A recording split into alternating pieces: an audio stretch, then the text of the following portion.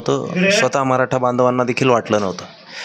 त्यावेळेस जो गैरसोय काही झाली होती, शेतामध्ये लोक बसले होते, पाण्याची व्यवस्था कोलमडली होती, येताना रस्ते ब्लॉक झाले होते. त्या अनुभवातून शिकून आज काय करता येईल याचा उहापोह आजच्या बैठकीमध्ये होईल.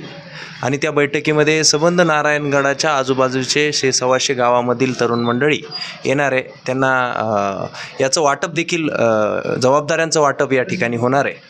आणि मागच्या चुकांमधून शिकून आताच अमोलनं जसं सांगितलं की चंद्र सूर्य असेपर्यंत अशी सभा परत होईल का नाही माहीत नाही. तशी सभा जर करायची असेल तर तसं नियोजनही पाहिजे.